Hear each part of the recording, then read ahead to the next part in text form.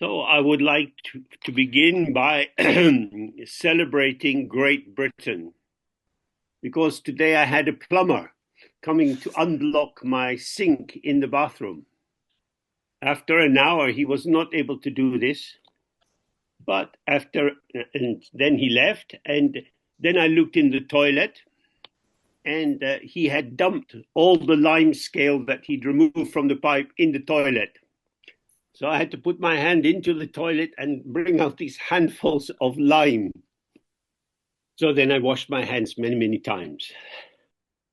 So that was just a small remark to say that we should be skeptical always about names. Because as it says in the Bible, the first shall be last. And this is what I'm living. So now we have some questions and maybe some answers too. So the first question is addressed to somebody who I was 30 years ago. It says, I've listened to many hours of your talks, and now and then you outline the different practices in Tibetan Buddhism. You talk about the winds and the channels in the body, about Chöd, about Tantra. Then the question begins, would you please give a systematical and comprehensive overview of Tibetan Buddhism, starting from the Ngöndro onto the more elaborate practices? I think it would be hugely useful to publish this in a written form on your webpage so we can look it up like a small encyclopedia. So I'm happy to do this if somebody can send me a medicine to make me 30 years younger. But at the moment, I'm afraid I can't do that. But for example, you could read Dujum Rinpoche's account of the Nyingma tradition of Tibetan Buddhism. He gives a very good overview. So the next question is how to be spontaneous rather than impulsive, to trust the ground rather than our ego and its habits. Is it an either or choice? I think it's often difficult to know the difference. Both arise very quickly. However, with an impulse, we are reheating, representing something that has been practiced before. That is to say, it's going from me to the world, to the other. But our spontaneity arises as a co-emergence with the field we are part of. So by being present in the undivided non-dual field, activity, movement manifests. This is the intuitive spontaneity of the non-dual field. So in this case, the rapidity of the response is arising because it's not mediated through reflection on the situation. Whereas with habit formations, they arise rapidly because we have practiced them and polished them for many, many years. Moreover, our impulses carry with them a sense of agency. We did it. I did this. Whereas with spontaneity, there's no intention. The manifestation belongs in the moment and doesn't need to be reviewed because something happened and yet nothing happened. So in the same way, if you're dancing to music you like, we have this familiar sense that we are dancing, but the music is dancing us. The movement of the body is arising between the potential of the mind and the potential of the music moving through the field. So the question would be, well, how can I be confident that my spontaneity is ethical and fitting? I don't want to be self-indulgent. I want to be free to participate, but without acting against the integrity of the field. So if we want to if we want to stay at ease in the spontaneity, we have to trust the ground. If you ask your ego self to investigate how you have been doing, then you're privileging, you're honoring, you're placing on high the ego self as the guarantor of proper behavior. And then you are inevitably trapped in a duality. So the best way to prepare is again and again, relax through the Guru Yoga of the White R, remain in openness as many different potentials arise and pass. On that level of the practice, you're not making any choices.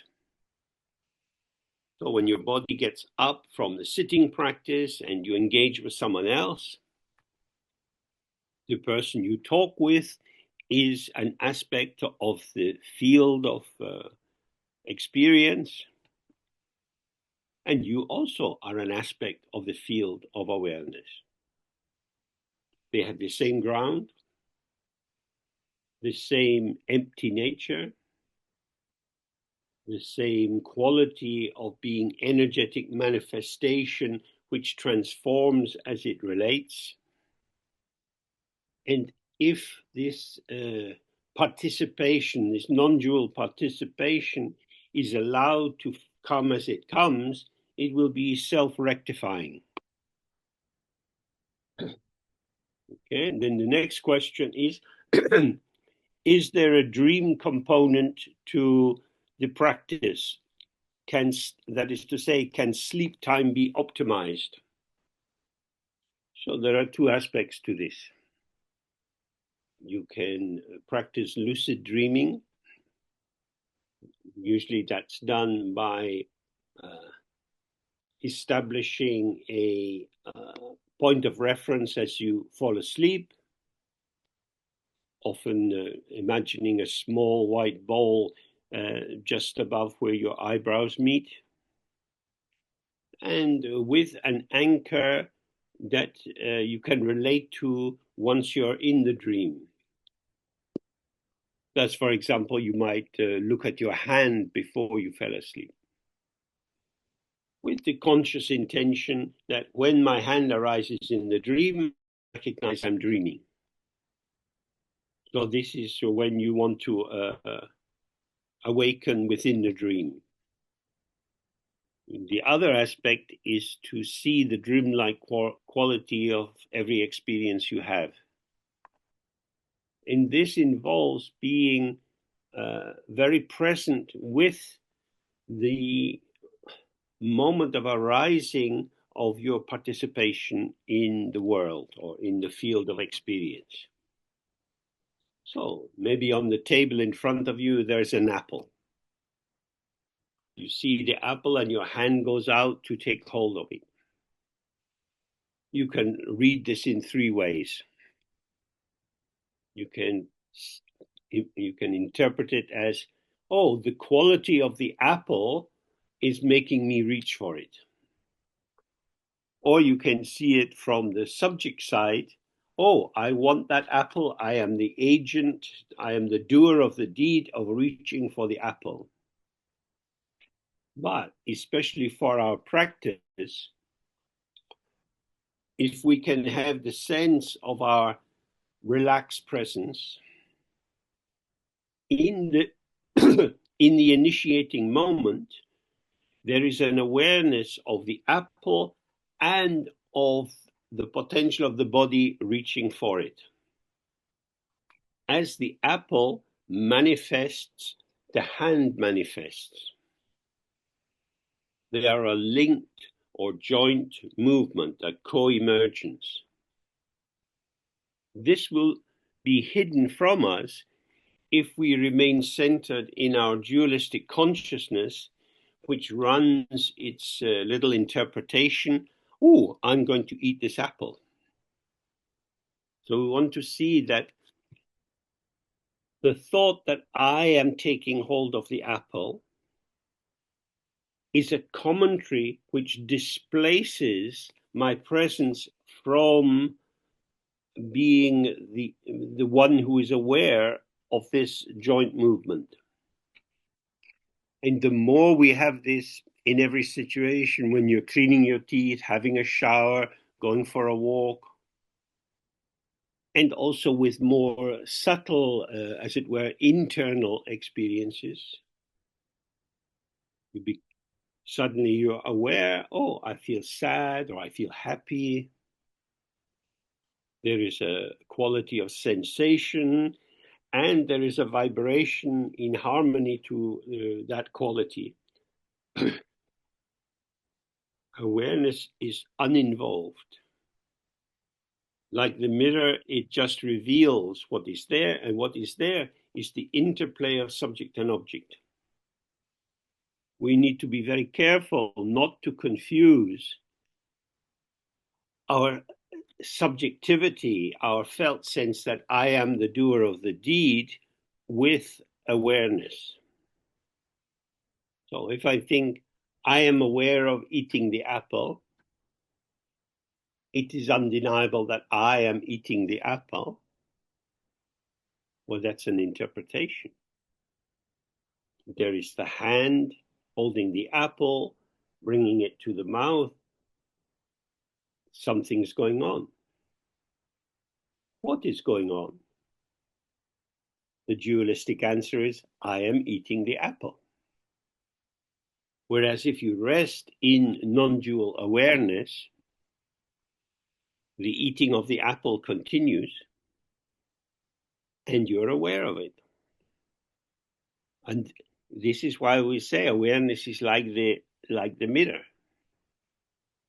The activity of eating the apple is exactly in your presence, but you are not the eater of the apple. The eater of the apple is a formation moving with the presencing of the apple.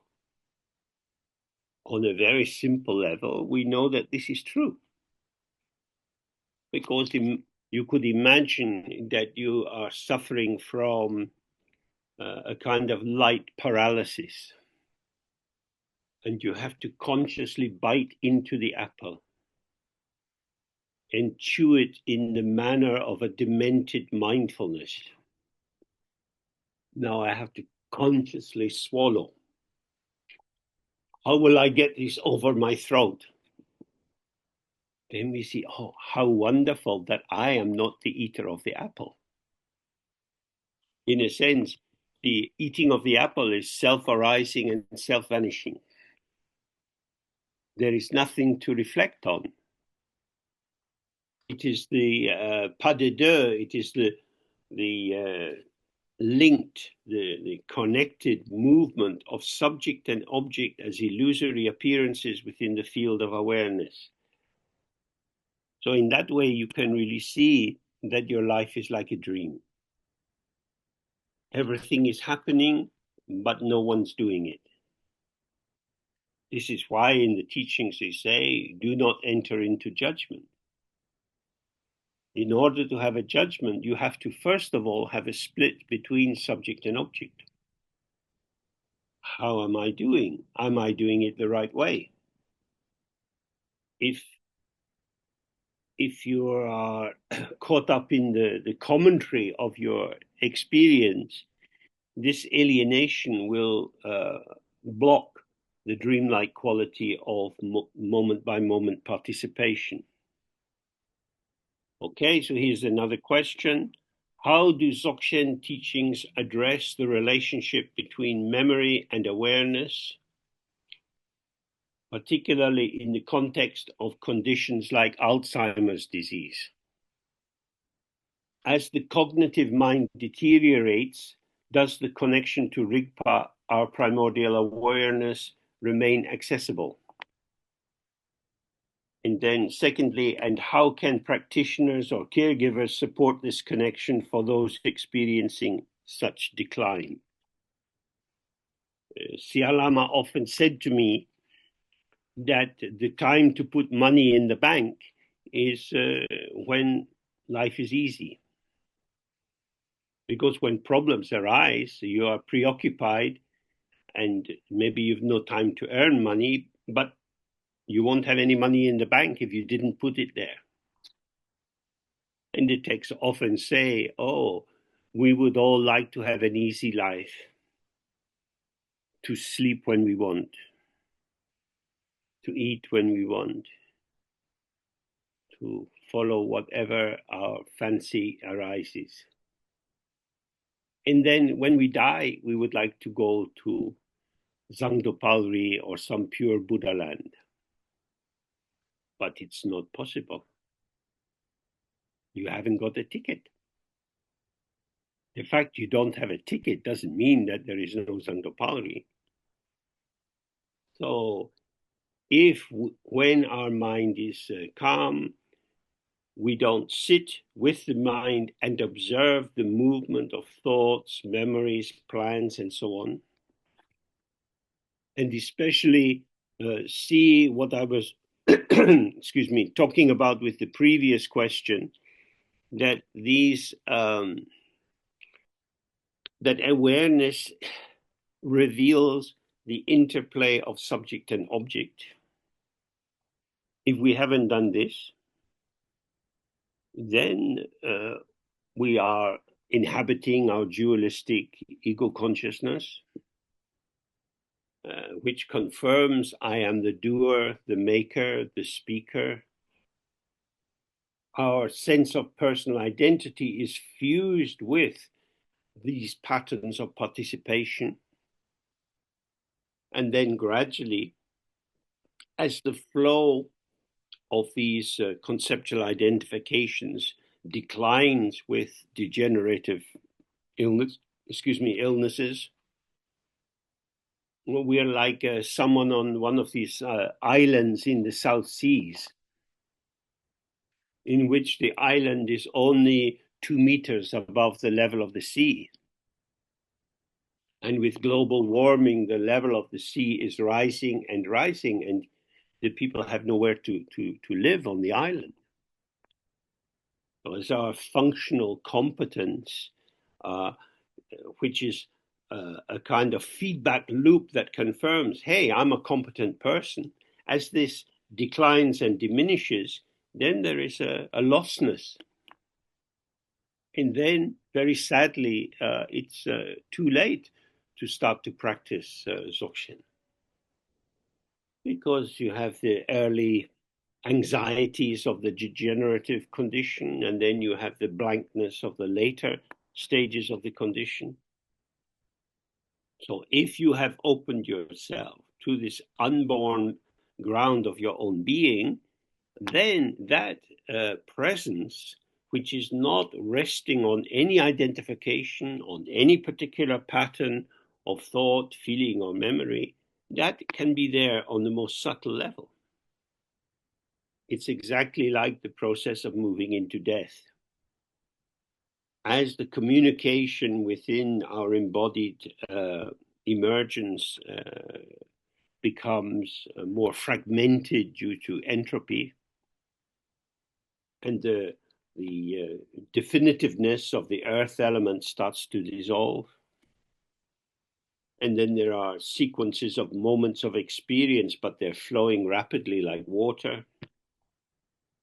And then they become more flickering like fire. And then they're rapidly dispersing like wind. And then there's just sky. So if you spend time being with the sky as the sky, that's not a big surprise. But for the ego, it's more difficult, because the ego has nothing to hold on to. So in the teachings on the Bardo, as the last material basis of separated identity dissolves. The bardo or transitional period of the process of death comes to an end, and what opens is the bardo of how it is. And how it is the Dharmakaya, space without defining content. So that's not very scary. It's just open. You, as ego identity, are no longer there, but the luminosity, the brightness of your presence is there. As we've looked before, this subtle presence is like I. The ego formation manifests as I am, which means I am something, I am someone. And this is already a separation from the open ground. Then normally it gets even more solid. I am James, I am Mary. But with the degenerative illness, I forget my own name. I cannot conceptualize my identity and weave together memories of the past, plans of the future, to give me this sense of a known arena. So the time for the practice is now. If you haven't practiced and you go into one of these difficult conditions, it will be hard. So the second part of the question was about what could the caregivers offer? Or if you're a friend, a practitioner, friend of somebody who is starting to face this loss, how could you support this connection of the connection between awareness and dualistic consciousness? So the dualistic consciousness is like your clothes, and awareness is like your naked body. When you put your clothes on, they are on your naked awareness. They are covering your naked awareness. From the point of view of the clothes, they are obscuring your naked awareness.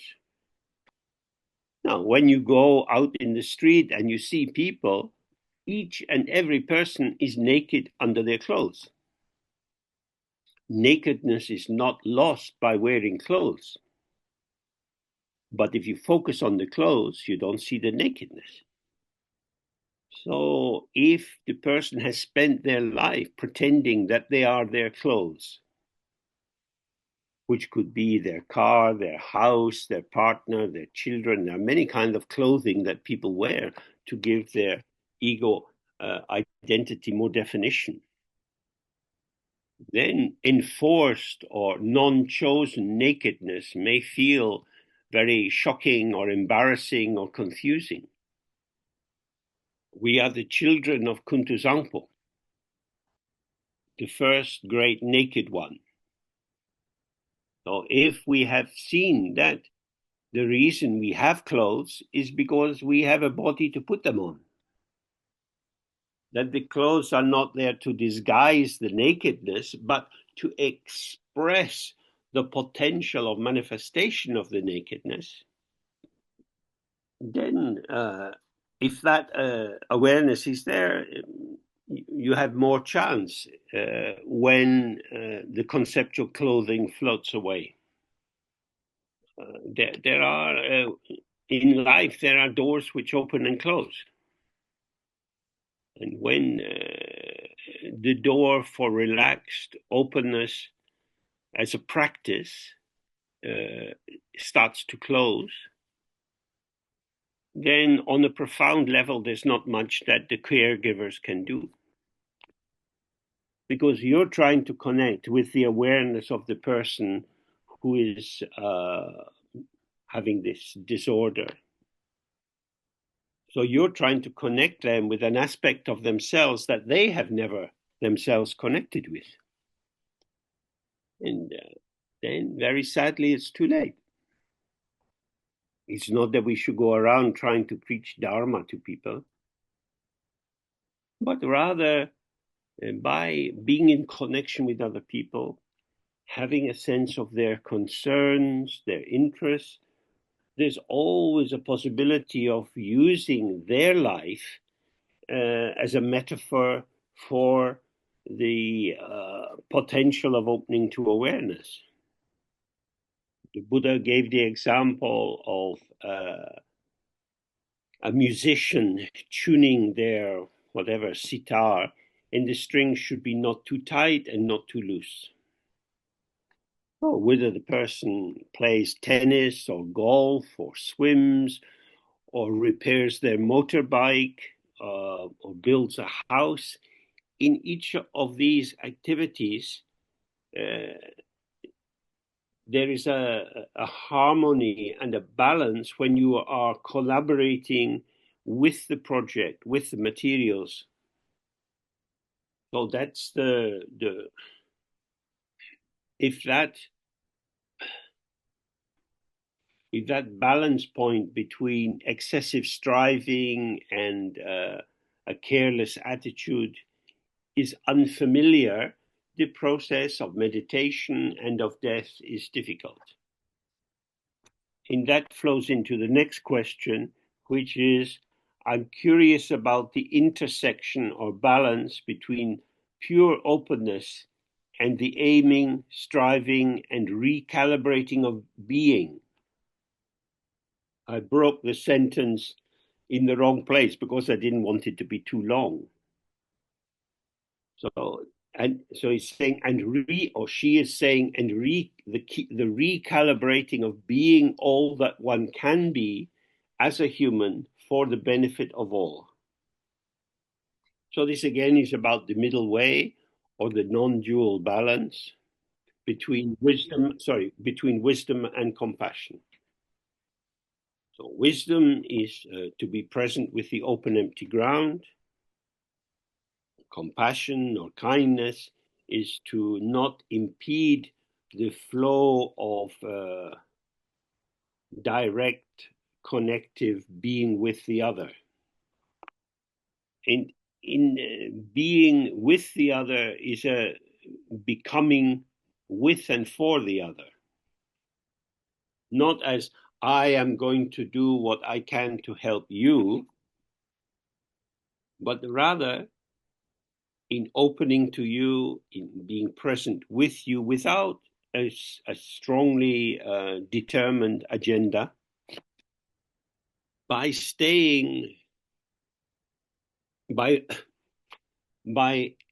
allowing one's openness to be an openness that receives the topology of the field, including the shaping of the other, we find ourselves mobilizing in a way which is harmonious with the dynamic of the other person.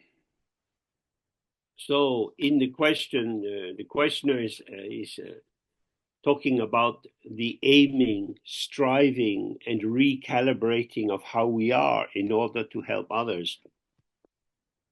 But it is this very committed engagement from me to do my best for you. It is this itself which becomes the obscuration. Connectivity is intrinsic. The non-duality of appearance and the open, empty ground is intrinsic. So relax into this non-dual givenness, and the collaboration between wisdom and kindness will manifest. Several of these questions are moving in the same direction. If I don't do it, who will do it? Now, you have to pay your taxes. You have to park your car in the right place. There are activities which are up to you, dependent on you. But see, it's your car. You're used to the car. And parking the car as carefully as you can is just how you manifest the wisdom of not crashing and the kindness of not taking up all the parking space. Ethics is centered in connectivity. This is a very radical idea. Ethics is not embedded in me being a nice person. It's not embedded in my capacity to monitor my behavior and try to fine-tune it. Non-duality is ethical, and ethics is non-duality. So next question. I observe that regardless of the knowledge and intermittent conviction that I is just an illusion, the sense of doership stays strong. In fact, it stays stronger through spiritual studies or activities. I feel that a sense of pride somehow sneaks in. With the narratives, I have found this path. My path is better than that of other paths, and I am becoming a better person. It's very subtle and so automatic. I practice the Guru Yoga of the White R. I feel ashamed of these thoughts, but sorry, and you go. But I do then remember that they are just thoughts and that they will pass. But the sense of doership and identity seems so solid and more than just a thought. So, and then the question, will they dissolve over time if one doesn't pay heed to them? No. If you are a very traditional bourgeois house, you might have a beautiful white tablecloth. And then you want to invite nice people to eat nicely with your tablecloth. Can I trust them to drink red wine without spilling it? Perhaps it's safer to only offer white wine because the cloth can be spoiled. Cotton, the fibers of cotton will absorb the color of the red wine. So our ego self is like the cotton. It will soak in the coloration and become, as it were, stained by it. Now, in the Dzogchen teachings, they talk about the quality of dangwa, which is a kind of unobstructedness. So it's described as being like a ball, a round crystal ball, which when you put it on a red surface, it looks a bit red, or you put it on a blue surface, it looks a bit blue. So it takes on, or it seems to take on the coloration that it's put in conjunction with. But when you move it, the color vanishes from it without trace. So this example is saying that the nature of awareness allows the arising within it of different colors or flavors or patterns. It is as if it takes on the color. But this is a symbol of primordial purity, the quality of the Dharmakaya. It shows variation of color, but it is untainted, unstained. This is very different from the wonderful white tablecloth. The ego self is absorbent like the cotton. And the ego self then can feel contaminated by what it has absorbed and try to get rid of it. But awareness is never contaminated. The difference is, as we just looked, awareness, I, open, present. This is the crystal ball. I am James. I am a clean white surface. As soon as you get this formulation of identity, carrying with it specific qualities, it becomes vulnerable through interaction to change, contamination, staining, and so on.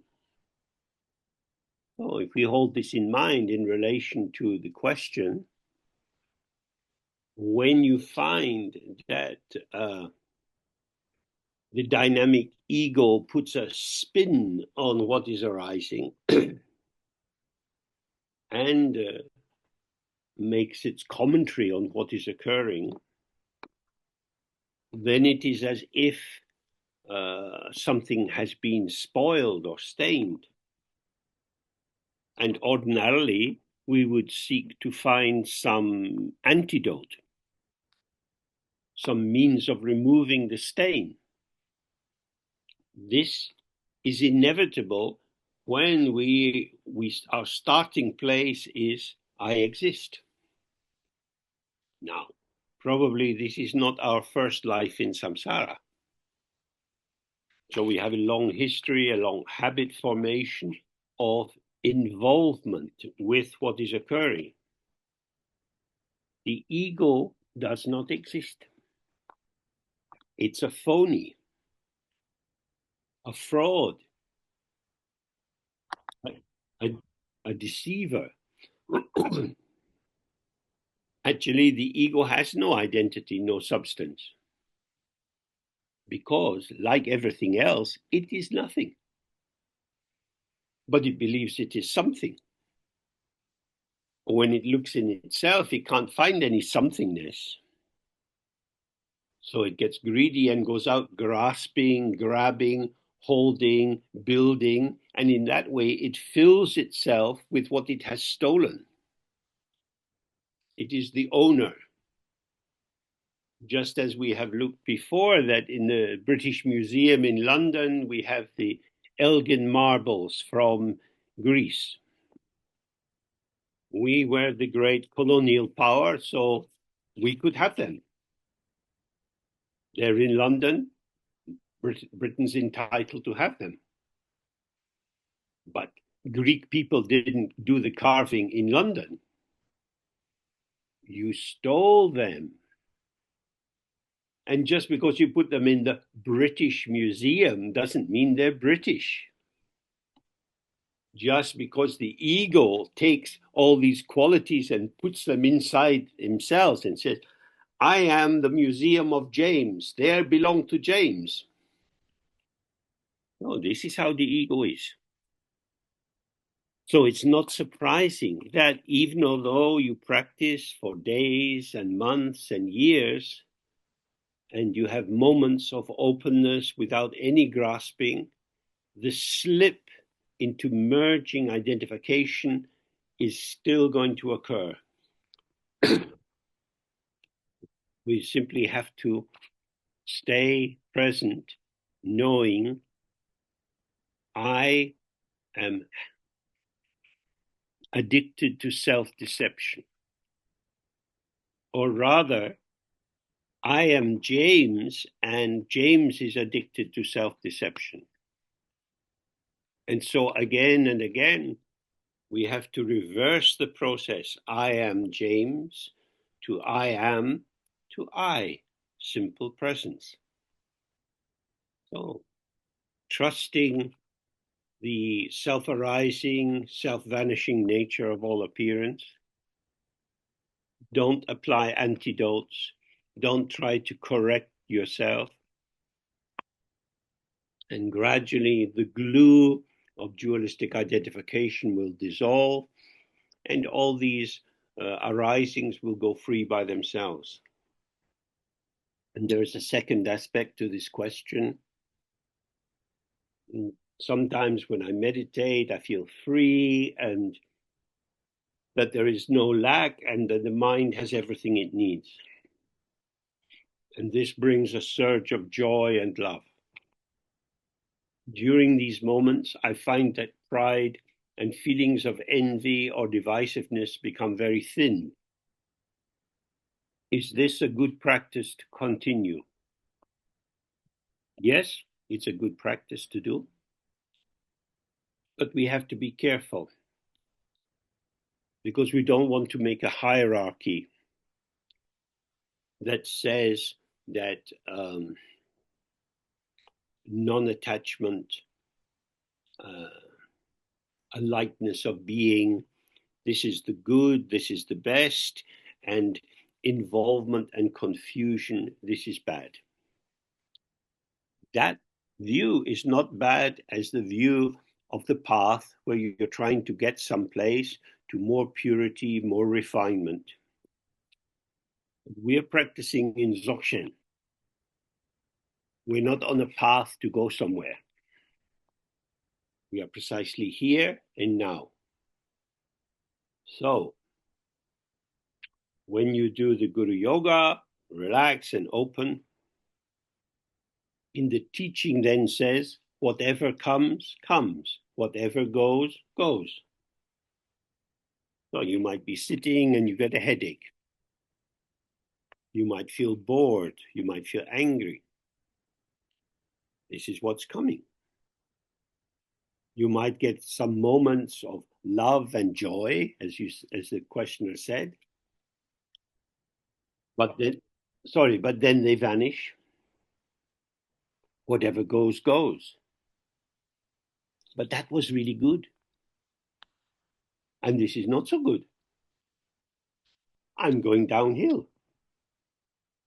But I spent so long climbing up the bloody hill. And now in 2 seconds, I slide right down to the bottom again. Is the problem that I'm not able to control my experience?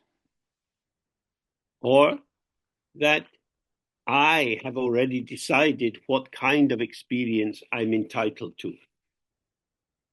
Phenomena can be named and edited and coerced in various ways, but their truth of being self-vanishing will always shine through.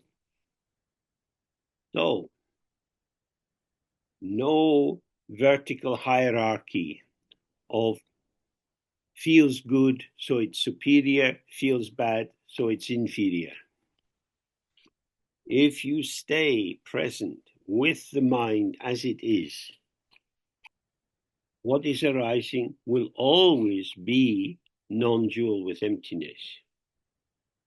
Because, like it says in the Heart Sutra, everything is inseparable from emptiness. Happiness and emptiness, sadness and emptiness, confidence and emptiness, anxiety and emptiness. All of these experiences are equal in emptiness.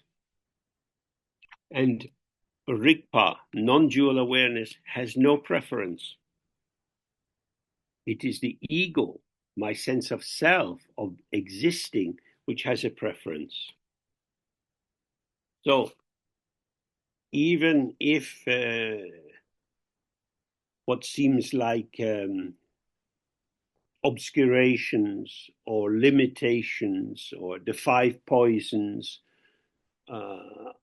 even if these seem to be getting thinner, on one level, that's good. Now in your garden, you have mainly flowers and very few weeds.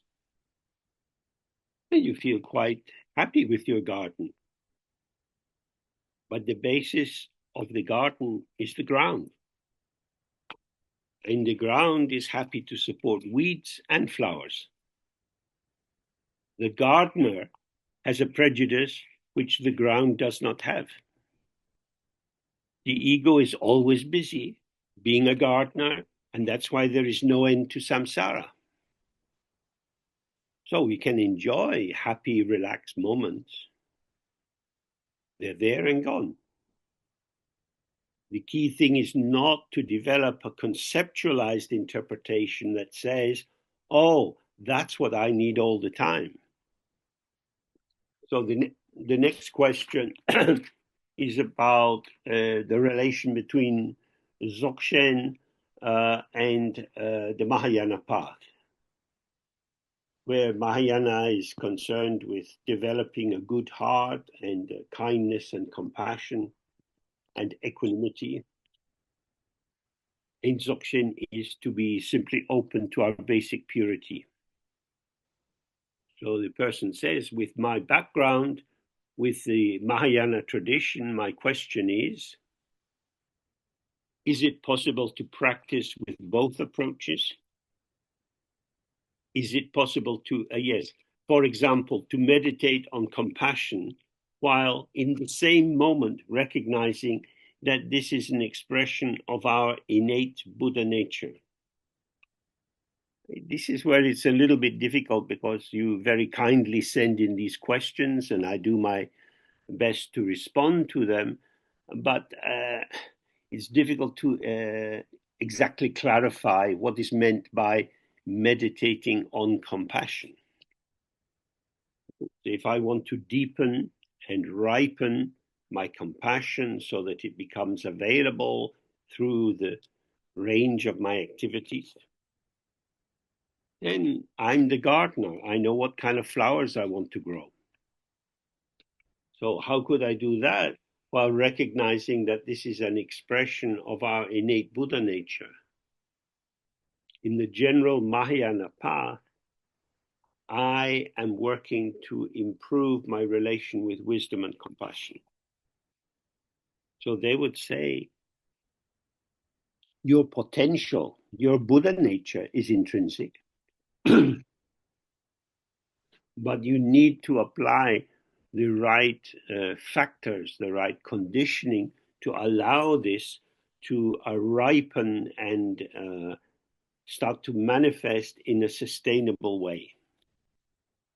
So embedded in this approach is the idea, if I don't do the work, it won't happen. So I have to ripen my potential. Whereas from the Dzogchen point of view, we open to the ground from which this potential is revealed and is self-ripening, and it manifests in interaction. These two views are different. So according to your personality, your life situation, your habits, you're probably drawn more to one direction than the other. So when we take the Bodhisattva vow, we say, in this and all my future lives, I will work for the benefit of others. And in order to fully remove all traces of the five poisons, all karmic formations, and ripen all the potential of my Buddha nature, I will require 100,000 lifetimes. That's a long time. You're going to die. When you were a baby, how much Dharma did you remember? So that's something to reflect on. So in the Dzogchen tradition, they say you can gain awakening in one lifetime. Because like going into a cave in the Alps, you can find a big round of cheese that has been there for 5 years, ripening and gathering more flavor. So when you go into the dark cave of non-duality, of not relying on thoughts, there you find a fully ripened Buddha presence. So it's maybe important to do Mahayana practice and Dzogchen practice, but not to mix them together, because we have to remember there is always a view, a meditation, a conduct, and a result for each of these approaches to practice. So then there's a brief other question. Explain more the white R practice and how it can be non-conceptual. It's very simple. We are letting go. Whatever you're carrying, whatever you're relying on, whatever you think you need, let it go. When you breathe out, you let go of your breath. You need your breath to stay alive. So if you became anxious, you think, oh my God, if I breathe out, maybe I don't get another breath. I've got to hang on to the thing. Let it go. It's a wave. It's a pulsation. You breathe out, you breathe in. When we do the Guru Yoga of the White we let go of everything which defines us, I, me, myself, and I'm left with nothing. But this nothing is very hospitable, and it's full of everything. That is to say, it's free of the subtle selectivity of the ego. The ego doesn't want nothing, and it doesn't want everything. It wants what it wants.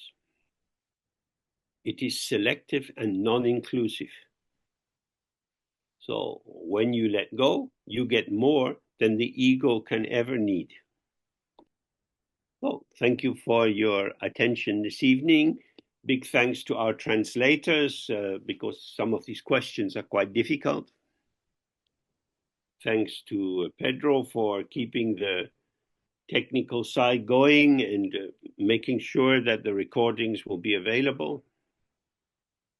And I hope that at least some of you will be interested to buy the Machik's Way and enjoy the dialogue between the images and the text. So now we say goodbye. Goodbye.